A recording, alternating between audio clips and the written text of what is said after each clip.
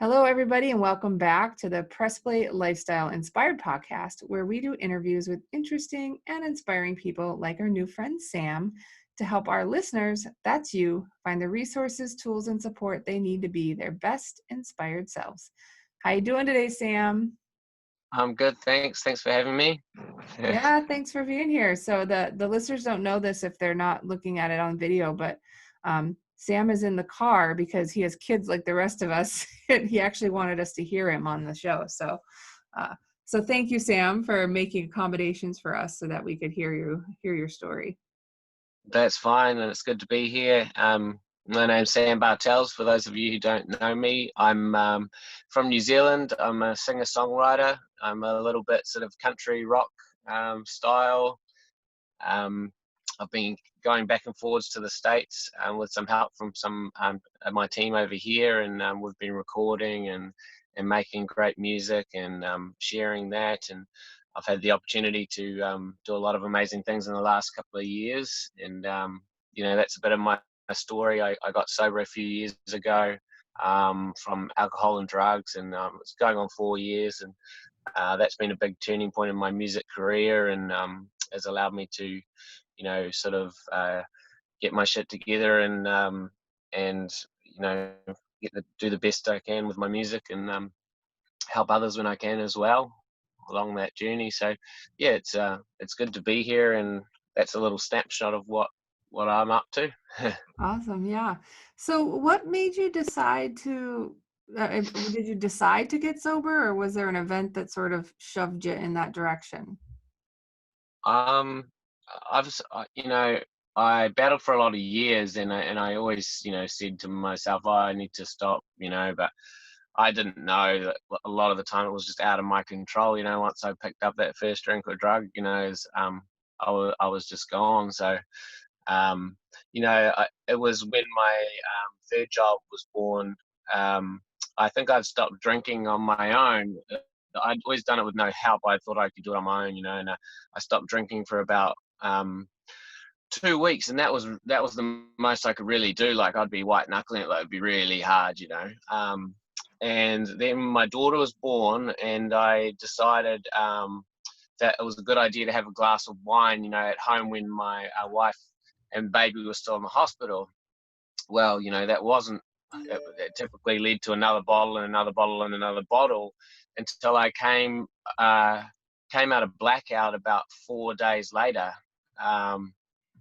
Wondering what had happened, like just realizing, oh, hang on a minute, where's my, didn't we just have a baby? It was just crazy. And that happened to me every time I drank. I just never stopped. I didn't know it was out of my control. And I just had enough. I just asked God, like, either take me or take me out of this world, or let me get sober, because or help me, because I can't do this anymore. So I managed to get myself into a 30-day treatment program, and then I just really tried and tried, and I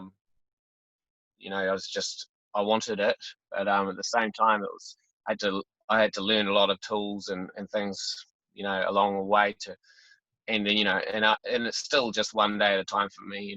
So I asked to stay sober today with my higher power, which is a God that's changed and changing all the time for me. But yeah, I ask that every day, and then I'm grateful when I get to bed at night, and that's generally what I try and do. And yeah, it's working so far. That's good. That's good. So how has, like becoming sober and kind of having that new control or change in your life, how has that affected your music, do you think, if at Um, all? I played music before, and I was pretty good, but it ended up, it would be hit and miss. I might be falling off my bar stool, or you know, and I thought that was what I was, I thought that was what I was supposed to be doing, but I was willing to give the music up so I could get sober. And I slowly sort of started picking up the guitar, and I didn't think I'd be able to sing again. I just didn't know, and I was terrible for the first couple of months. And then what happened was, I think I was able to see things a lot clearer, like how to put a song together, and I started being able to finish songs and having things I wanted to say a bit more purposefully about my journey, and then it became a bit of an outlet uh, to vent, um, and then I just kept working on my singing, which was like, and that kept changing. I was like, my voice feels different and sounds different, and so I kept singing, and I was like, well, this is weird, you know. And then I started writing these songs, and then everyone's like, what? Are you suddenly like country? And I'm like, no, like this is just what's coming out, you know. Yeah. So that's sort of what happened, and then I just kept developing it, and that's sort of what you have now is like kind of my honest sound, you know, Yeah. that sort of came out of it. But it wasn't just overnight, you know. It's like because I'd sung a lot of, I used to do a lot of gigs doing cover songs of other artists and that. So you never really, you do have your sound, but you adapt a lot, you know. And it's only just going back to some of those cover songs now, I'm struggling to sing them because I guess I've found some comfort in my own sort of style a little bit. So um, yeah, that's sort of what happened, and it's still pretty amazing to look at, you know, how the music has evolved. I haven't really had time to sit back and sort of look at it, you know, but just got to keep moving forward on the journey, and yeah. Yeah. So do you right now, a lot of us are still kind of in quarantine or not getting out and about, not a lot of travel going on. How are you still participating with your music during all of this different environment? It's been really hard, if I'm honest. Yeah. Just I thought I'd have more time for it, but you know, in a busy household, we got the kids at home, and um, I'm not able to force it. So every now and then I'll get to a bit of writing at night time and stuff, but uh, I haven't done a huge amount. But I've had a lot of good family time and been present at home. So you know, like Yeah. some of the moments we've had that the kids will probably might remember for a long time. You know, it's so winning in that area, but you know that didn't do much for the music. And I just, you know, I think I had the lockdown blues for a while, like everyone else. We're just coming out of it to level 2 for us, which is tomorrow, which is sort of back to normal. But um, yeah, not I didn't do a huge amount in the last month, but a lot of PR interviews and things online, which has been amazing, and some live sort of streams, Yeah. which have been hard for me because you know it's doesn't do you justice as an artist. I don't think doing a live stream. Like I'm hopeless with all the sound and technical stuff, and it's just been like trying to get your sound right and all of that's been an interesting exercise um, in I did an patience. I did an interview with his name's Corey M. Coons, and he's kind of singer-songwriter, sort of the same like country rockish vibe. And he has a 9-year-old, and so his daughter was taking blooper shots. Like he wasn't doing it all streaming. And Yeah, there's been some funny ones because he's like, it's not usually just me and my guitar, like yeah, there's amazing people in the background that do fun stuff with all the buttons. So yeah, that's cool. Yeah. it's definitely. So do you usually it's like one of my biggest dreams is actually to visit New Zealand once, but you said you were traveling before all of this to the States. Do you do more of your music sort of in the States, or do you do like, are you a little bit more around the world? What's your vibe? That's still sort of um, uh, in the process.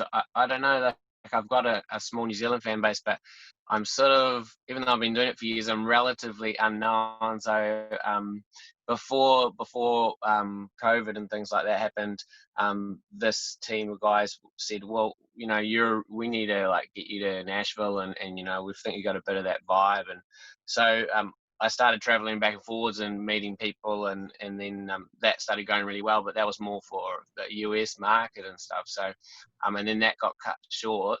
So now it's a matter of working between Australia and New Zealand, I think, for the next few months, and really building my fan base here because not a lot of people have heard my music. So that's the next the next thing is trying to get that out there, and then come back to the States in hopefully a few months, or whenever I can get over there, and there might be a tour on the cards, and just in discussions about that. So hopefully Yeah. I can get back. Like right now, you're just trying to figure out what's happening today, right? Yeah, that's pretty much it, Yeah. Um, So how many children do you have now? Do you have three or more than I that? have three. Yeah. Yeah, I have three. Yeah. Yeah, my son Keeping you Elijah, who's busy? 9. 9. Yeah, yeah. My son Elijah, he's 9. My middle daughter Tui is 7, and my youngest daughter Ruby is 3.5. Oh, so it's loud in your house. It's very loud, and they all like to play instruments too. Oh, really? Little family band, huh? What kind, do they play Yeah, guitar like you or do they play other things? yeah. Elijah's the main one at the moment. He's sort of picked up guitar, so I've had to get him his own nice guitar now. He's sort of developing that, and I haven't really taught him. He wants to do it on his own, sort of thing. So Yeah. can't teach him Yeah. yet, anyway. Yeah. You can't Um, teach your kids, right? They got to learn from someone else. no, no, yeah. Um, so he's playing really well, actually. I wasn't even playing guitar till I was like 15, and he's already better than me now. Well, that's good. Hey, maybe you It's passed on amazing. some good stuff, right? Yeah, yeah. The trouble is, I have to learn some theory now, because I still don't know much music theory. I like to discover the guitar every day I play it, And now when he's asking me about chords and things, I sort of have to, Like, muddle my way through. yeah. You're like, I just play by feel. I don't really know. Like, yeah. Yeah, so he's learning some bad habits, and then I'll get him into some of my friends who are brilliant guitarists, and they can teach him all the technical stuff. How about the girls? Are they singing along with you guys?